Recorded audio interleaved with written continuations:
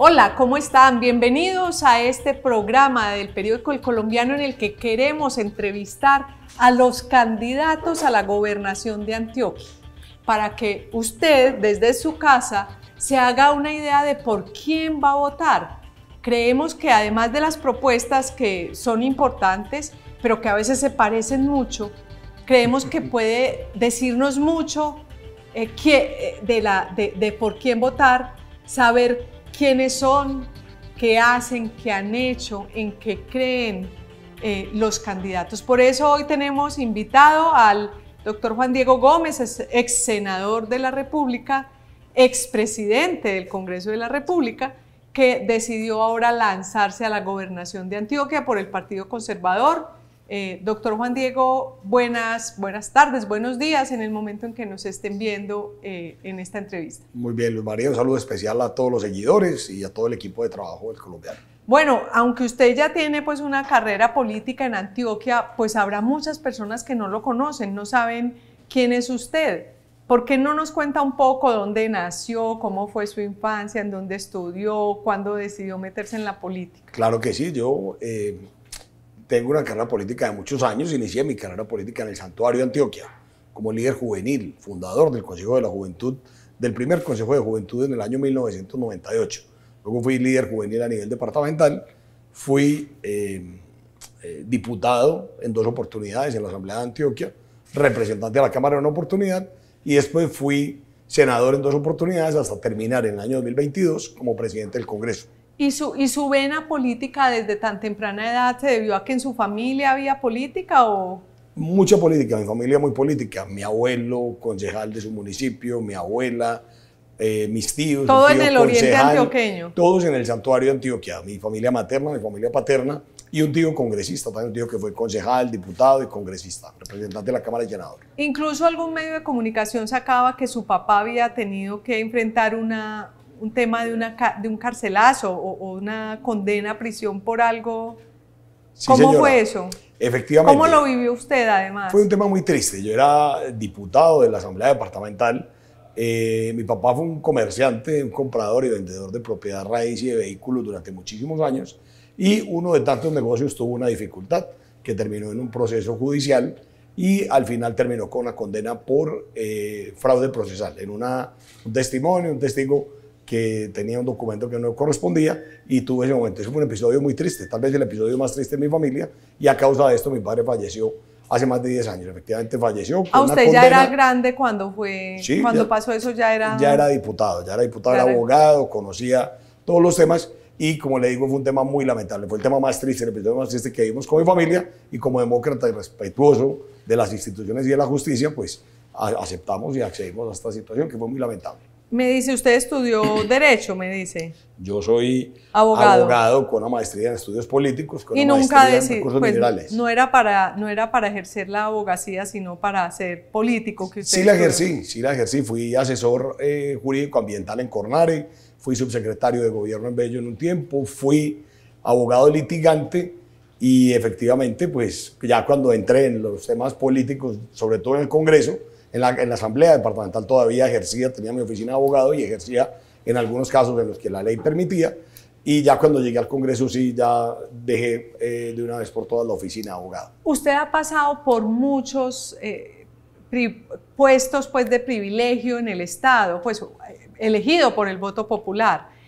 ¿Qué puede decirles a quienes nos escuchan de los logros de los cuales usted se siente más orgulloso en ese tránsito por el Estado? Claro que sí, he sido elegido en 5 ocasiones consecutivas desde que fui diputado de Antioquia y siempre mi consigna ha sido generar transformaciones, poder promover y trabajar en proyectos productivos, en temas de vivienda con comunidades, en temas mineroenergéticos también lo hice. Y los mayores logros, creo que el principal logro que tuvimos fue, siendo presidente del Congreso, logramos sacar adelante la ley de formalización minera, la ley de bancarización minera, el estatuto disciplinario de la Policía Nacional, la ley de transformación de la policía y el código, la reforma al código de policía, que es el código de convivencia ciudadana que tiene unas herramientas muy útiles para para proteger a los servidores públicos que cuidan nuestra vida, honra y bienes, a nuestros policías y soldados, a quienes aprovecho para enviar un saludo desde acá. Es decir, usted ha estado en 5 cargos elegido por el voto popular, es decir, ha ganado 5 veces. Sí. Y no ha perdido ninguna. Ninguna elección. ¿Cómo es la fórmula esa para ganar votos y para que a uno siempre lo escojan? Trabajar 20 no nos de tiene las que decir 24 horas. no nos tiene que decir el detalle, el pequeño detalle que lo hace, pero por lo menos qué hay que hacer para ganar tantas veces. Hemos hecho un trabajo muy interesante desde que inicié en la política. La primera votación fue en la Asamblea con 9.000 votos y cada vez que me fui eligiendo en estos cargos corporativos fui aumentando la votación. Un trabajo permanente con comunidades. Hoy tenemos un movimiento del cual yo fui fundador, Conservadores de Vida, que tiene una línea muy puntual de defensa de la vida, defensa de la familia y defensa del medio ambiente y los animales. Un movimiento pro vida, un movimiento político dentro del Partido Conservador que ha tenido unos pilares fundamentales y con eso hemos logrado ampliar mucho ese trabajo. Tenemos una presencia muy representativa en Antioquia, en las 9 subregiones. En Medellín, en el área metropolitana, somos uno de los equipos más robustos en trabajo y en presencia en las comunidades y eso se ha conseguido trabajar. Ahora que lo menciona, hay una crisis de los partidos tradicionales en esto de convocar y de representar a la gente, pero usted pues muestra un caso, digamos, de éxito en escala regional. ¿Qué es lo que está pasando? ¿Si está más difícil que la gente se sume a causas políticas tradicionales o usted cómo analiza desde su posición de candidato de un partido tradicional que ha ganado todas estas elecciones? No, hoy en día los antioqueños reclaman un partido institucional, un partido tradicional, que defienda la democracia, que defienda las instituciones, que defienda las libertades, que defienda la libre empresa y que defienda la propiedad privada. Y yo creo que este es el mejor momento del Partido Conservador.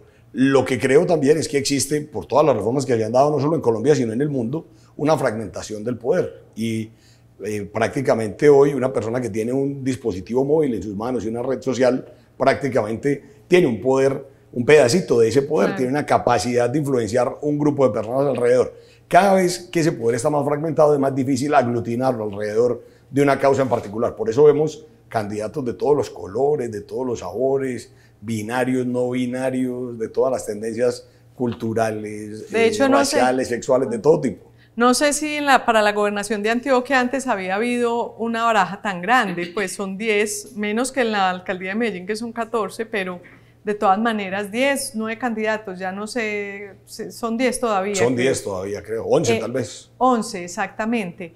Y ustedes trataron de hacer unas coaliciones y no funcionaron. ¿Qué fue lo que pasó con el Pacto de Indiana, que se iban a juntar 4 candidatos y al fin se juntaron 2? En ese momento el Pacto de Indiana surge como un mecanismo de contención para evitar que el bloque Petro Quintero pusiera sus garras en Antioquia. Y empezamos a trabajar sobre esta base, vinculando otros sectores políticos. Así era, esto era un bloque anti-Petro y anti-Quintero. Correcto, así fue. Y ese bloque pues logró su cometido. Digamos, en principio, hoy no vemos una persona que pueda tener la fuerza suficiente para ganar, es distinto al doctor Luis Pérez, en ese contexto. Pero luego de muchas reuniones se aplazó la posibilidad de que fuera el mecanismo de una consulta popular interpartidista, se quiso aplazar, se dejó ya en manos de una encuesta y nunca hubo la posibilidad de poner de acuerdo a todos los movimientos y partidos. Cuando no eran los candidatos, eran los jefes políticos que estaban detrás de ellos los que torpedeaban este asunto y al final nos fuimos así, invocando la unidad en todos los sectores, esos jefes políticos y tratando de desbaratar esa coalición.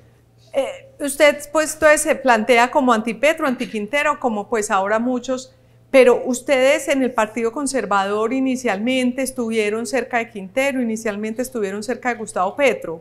¿Eso cómo fue, cómo claro, esa cambio y en qué momento?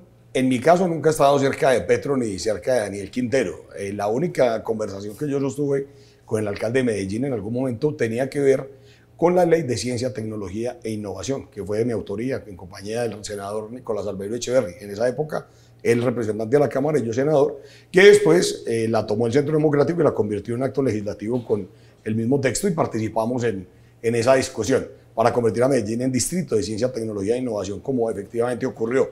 De ahí en adelante hubo algunos concejales que participaron en una coalición con el alcalde hasta cierto momento. Luego ya se fue desvaneciendo ese tema.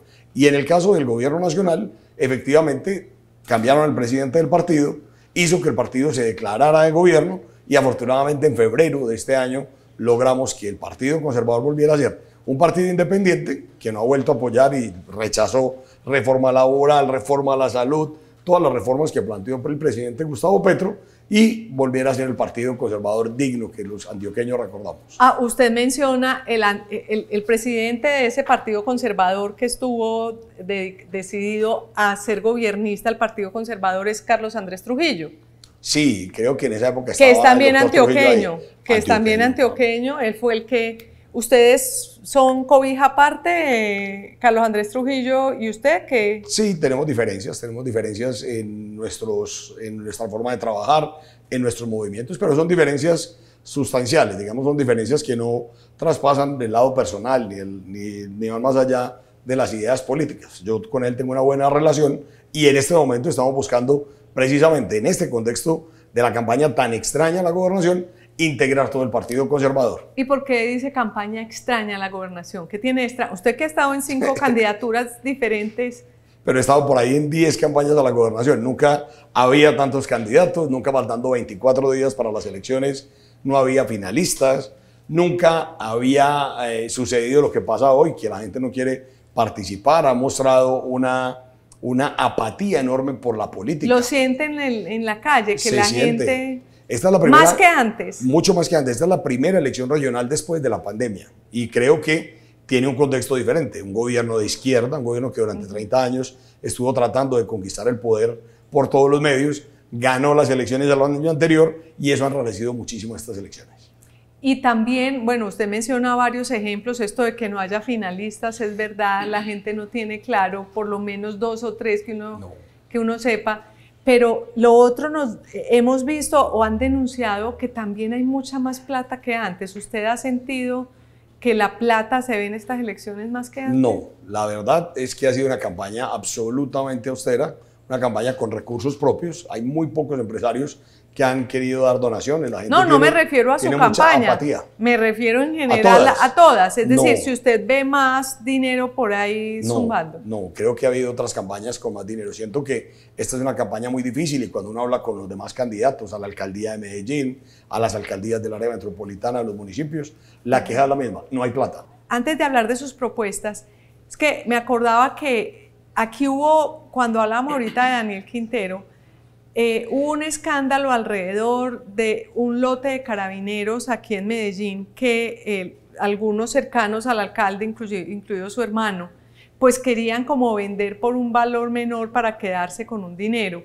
Y en ese momento su nombre saltó a jugar de manera indirecta, que porque su hermano era el encargado de la SAE aquí, que es la Sociedad de Activos Especiales, que es la que tiene estos lotes aquí en Antioquia.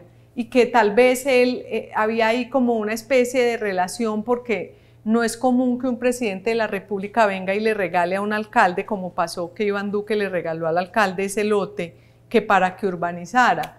Entonces, la gente dijo, no, esto detrás está el senador Gómez que ha hecho ahí como la triangulación para que todo esto se dé, que finalmente todo quedó en veremos, pero... ¿Tuvo algo que ver su hermano en esta situación? Luz María, no tuve nada que ver en ese tema, no hubo triangulación, ni no hubo, eso es un supuesto, se me está contando esa historia realmente. Nunca recibí una llamada ni de parte suya, ni de parte de ningún periodista a consultarme sobre este tema. Yo le pregunté un día personalmente. Un día personalmente en el Colombiano, yo le pregunté a usted personalmente. Y le di la misma respuesta, no participé, no tengo nada que ver con eso, no tengo relaciones comerciales con él, y mi hermano no trabajó en la SAE, mi hermano trabajó en la Central de Inversiones S.A. durante 7 u 8 años. Que es pues de la misma sociedad, son empresas del Estado dedicadas a lo mismo. Es una empresa inmobiliaria del Estado colombiano que se encarga de comprar carteras y de comercializar bienes inmuebles que son propiedad del Estado colombiano. Bueno, ahora sí sus propuestas. Cuéntele a quienes nos escuchan qué propone, por qué tienen que votar por usted. Pues mire, nosotros hemos propuesto para Antioquia un plan de gobierno que se llama Antioquia, Oportunidades para Todos, que a través de 5 ejes estructurantes, turismo, emprendimiento, agricultura, minería y medio ambiente, logística y portuaria e infraestructura, queremos llevar como oportunidades a todas las regiones de Antioquia. Vamos a crear una agencia de promoción e internacionalización del departamento de Antioquia. para que Antioquia sea destino para el mundo, que la podamos poner como es ProColombia para el país, que Antioquia tenga esa entidad también dirigida para estar en las ferias de negocios, para estar en las principales guías turísticas, en las principales guías gastronómicas y para que Antioquia sea no solo destino turístico, gastronómico, cultural, de oportunidades, sino también de inversión y que podamos, a través de una columna vertebral que tiene nuestra propuesta de seguridad, pues enfrentar con vitalidad y con experiencia al ELN, al Clan del Golfo, a las disidencias de las FARC, porque Antioquia necesita un gobernador que tenga carácter y pantalones. No podemos tener un gobernador amedrentado ni escondido detrás de un escritorio, como ha sucedido, que cerraron la vía a la costa por 40 días en un paro minero y el gobierno departamental se vino a dignar a asistir al final de este episodio. Quiero que puntualicemos un poco sobre ese tema de seguridad que para todos los antioqueños es tan sensible. Porque muchos de los gobernadores lo que dicen, no, es que es la presidencia de la República y es el Estado Nacional, el gobierno nacional, el que tiene las herramientas, la capacidad y la posibilidad de intervenir. Usted, en tema de seguridad, ¿qué propone? ¿Cómo lo haría? ¿Qué haría diferente para tratar de solucionar el problema? Claro, en materia de seguridad hay que diferenciar dos componentes: seguridad y convivencia ciudadana, que es competencia del gobernador y los alcaldes municipales, y seguridad pública, que es la que se encarga de atacar y combatir estos grupos criminales. En Antioquia, nuestra propuesta Antioquia con autoridad tiene 4 ejes principales: la línea de prevención del delito y formación de cultura ciudadana de legalidad, la línea de tecnología al servicio de la seguridad, en la que vamos a crear el Centro de Ingeniería Analítica del departamento de Antioquia. Hay uno ya pequeño, pero lo vamos a ampliar para que tenga cobertura en toda la región 6 de la policía, a interconectar las cámaras de seguridad y a instalar nuevas cámaras de seguridad con reconocimiento facial, a implementar el sistema de drones para vigilancia preventiva y represiva y a desarrollar otros componentes como un centro de protección de datos que hace tanta falta. En las últimas noticias hemos visto cómo grupos de hackers de distintos lugares del mundo secuestran la información de entidades públicas y terminan pagando las recompensas. Lo que pasa es que eso no se lo cuentan al público porque desde el Estado no se podría hacer. Es un delito nuevo, no se podría hacer. Entonces lo que hacen es contratar una asesoría que venga a resolver el problema y al final terminan resolviendo con algún pago, alguna extorsión.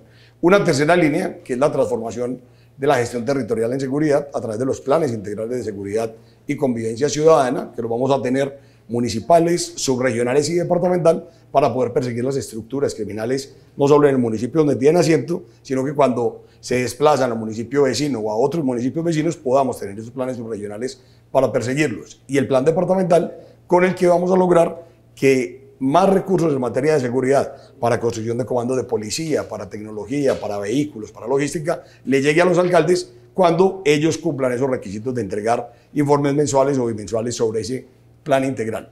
Y una cuarta línea, que son acciones directas contra el delito y los delincuentes, que queremos atacar las finanzas de los delincuentes, queremos ir a las finanzas de estos grupos. Muchos de ellos han implementado ya una tarea, en el caso del microtráfico, que es una de las prácticas que más violencia nos genera en Antioquia. Hay grupos que ya tienen cubierto, cuando atrapan al distribuidor final o al comercializador final, ya el grupo lo tiene casi que pensionado, le pagan el mantenimiento de su familia, le pagan el mantenimiento mientras la detención, y ahí el que debemos perseguir no es ese jíbaro, sino que tenemos que perseguir esas estructuras financieras. Y a propósito, ¿usted está de acuerdo con la paz total, con el proceso de paz total que quiere implementar el gobierno de Gustavo Petro? A mí siempre me ha gustado la paz, pero siempre me ha gustado con legalidad y sin impunidad. En el caso de nuestra gobernación vamos a plantear una línea de una gerencia de paz que establezca programas de reinserción, reincorporación y proyectos productivos para sacar muchos jóvenes y mujeres del conflicto en Antioquia. Bueno, muchas gracias, doctor Juan Diego. Como les hemos dicho, ojalá reserven un tiempito antes del 29 de octubre, se hagan una maratón de entrevistas para que, conociendo a las personas que están detrás en el tarjetón, de esas fotografías del tarjetón, ustedes puedan hacerse cada uno su mejor idea de por quién votar. Muchas gracias por acompañarnos y que tengan un excelente día. Gracias, doctor. Muchas gracias, María.